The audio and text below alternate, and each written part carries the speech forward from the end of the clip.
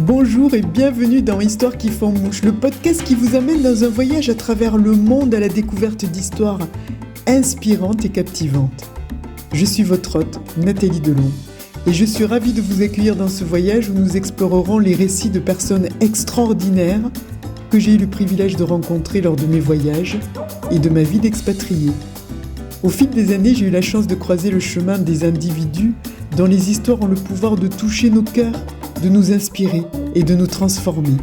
Ces rencontres m'ont profondément marqué et m'ont rappelé que malgré nos différences culturelles et nos parcours de vie variés, il existe un lien universel qui nous unit tous, celui de l'humanité.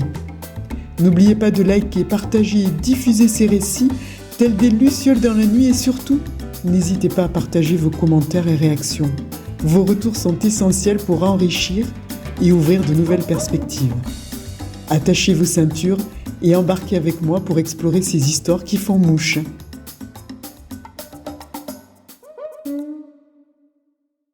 Vous connaissez la préfecture de Fukuoka ? La ville de Fukuoka est située bien du côté de l'Orient, du côté d'un pays qui s'appelle, ou en tout cas que l'on nomme le pays du soleil levant. C'est la deuxième plus jeune ville du Japon. Elle est aussi l'une des plus dynamiques en matière de culture et de création d'entreprises. Et c'est une ville qui pétille, qui fourmille.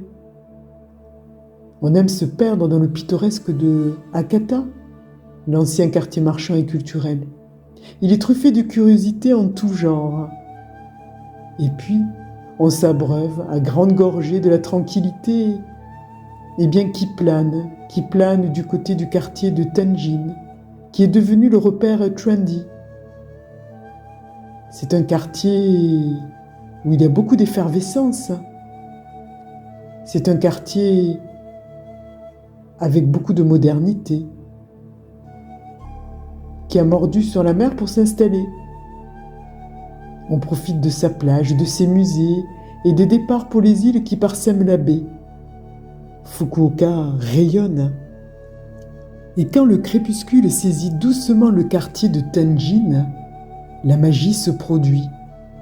Des lucioles urbaines investissent ces rues commerçantes et sous leurs ailes, elles abritent de bien agréables îlots de vie, de véritables refuges de la bonne humeur. Elles laissent entendre des rires parfumés de fragrances qui excitent la curiosité aussi bien que les papilles gustatives. Les yatai, petits stands ambulants de street food, ne dissimulent pas leur penchant pour Fukuoka. Ils y pullulent. À la sortie des bureaux, on s'y pose un instant pour boire un verre et on se régale de petits plats. Oui, Tenjin, ce quartier que l'on nomme la ville sous le château, c'est un quartier historique de la cité, celui où résidaient les samouraïs et les guerriers. Il était aristocratique et il est devenu un lieu branché, où boutiques tendances, bars à cocktails, brasseries de sake et restaurants gastronomiques et bien d'autres lieux encore se côtoient, interagissent, on y flâne, on explore au fil de ce maillage bohème et labyrinthique, bouillonnant de vie. Au détour de ces lucioles, une rencontre, la rencontre d'Aiko. Au fur et à mesure que nos discussions se déroulaient, je me disais quelle force intérieure, quelle sérénité, quel sourire intérieur. Et je lui ai posé cette question. Aiko, je n'en suis pas certaine et j'ai l'impression que vous faites exactement ce que vous voulez. Je présume que vous vous êtes posé la question à un moment donné ou à un autre. Et que cet endroit, cette ville, en est la réponse. Aiko a souri et il a commencé à me raconter cette histoire. Il y a quelques années, je vivais une vie plutôt trépidante. J'étudiais le soir, je travaillais à temps plein le jour et le reste du temps, je m'entraînais en vue de devenir un athlète professionnel. Pendant 2 ans et demi, presque chaque moment de ma vie était programmé. minute après minute, seconde après seconde. Quand j'ai obtenu mon diplôme, j'ai quitté mon emploi et j'ai décidé de rester tout l'été à ne rien faire. Parce que j'avais déjà déniché un nouvel emploi qui ne devait commencer qu'en septembre.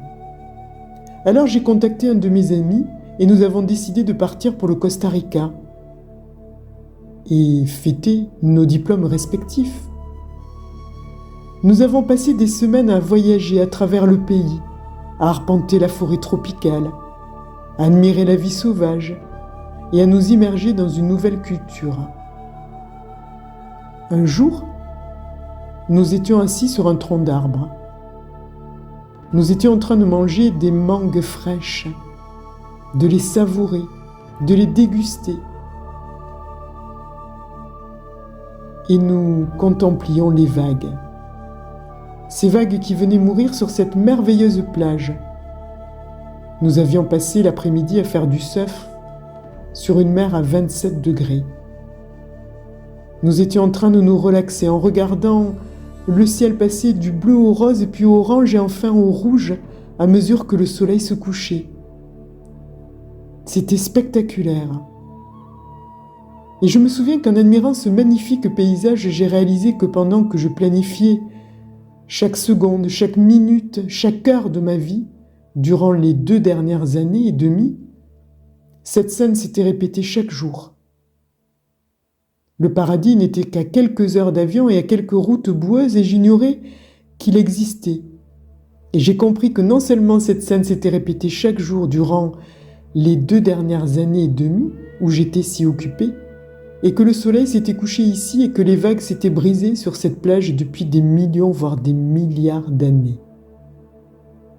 En ayant cette prise de conscience, je me suis senti vraiment petit. Mes problèmes, les choses qui me causaient du stress, mes inquiétudes pour l'avenir, tout cela me paraissait complètement sans importance. Je savais que, peu importe ce que j'avais fait ou non dans ma vie, que mes décisions aient été bonnes, mauvaises ou entre les deux, tout ce que j'admirais ce soir-là serait encore là bien après que j'ai disparu.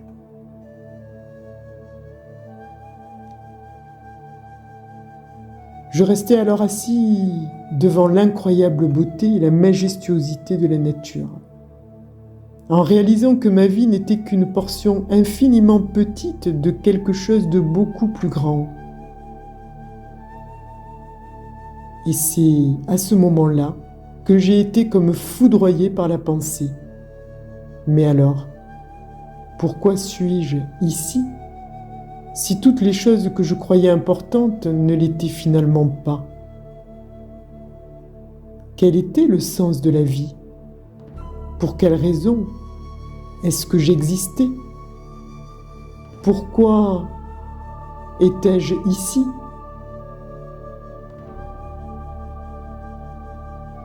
Et j'ai réalisé qu'au fur et à mesure que Aiko me racontait son histoire, j'étais en train de boire ses paroles et de penser à cette histoire formidable.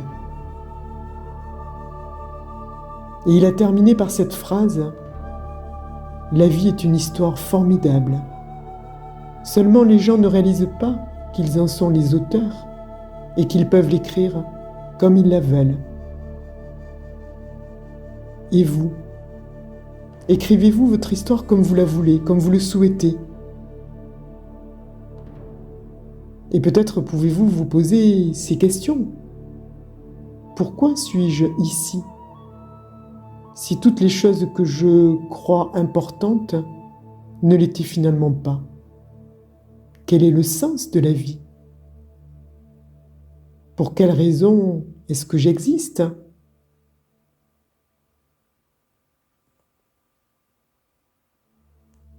Et cette histoire, je l'ai gardée en mémoire. Et elle m'a accompagné le lendemain sur l'île aux fleurs, en ferry, à peine 10 minutes pour la rejoindre. Ancrée dans la baie de Hakata, elle flotte telle une virgule d'une circonférence de 12 kilomètres, coiffée au nord d'un immense jardin fleuri. Un Éden parfumé qui fait valser les saisons au rythme de ces somptueuses floraisons. Que ce soit le printemps, où le colza et les cerisiers fleurissent, ou l'été avec les tournesols, la sauge. L'automne rend hommage à plus de 30 000 cosmos. L'hiver, quant à lui, se pare de jonquilles. On parcourt l'île à pied, à vélo ou en bus. Et peut-être que, à travers ces fleurs, vous allez cueillir ces fleurs de la vie, et vous remémorer cette histoire racontée par Aiko.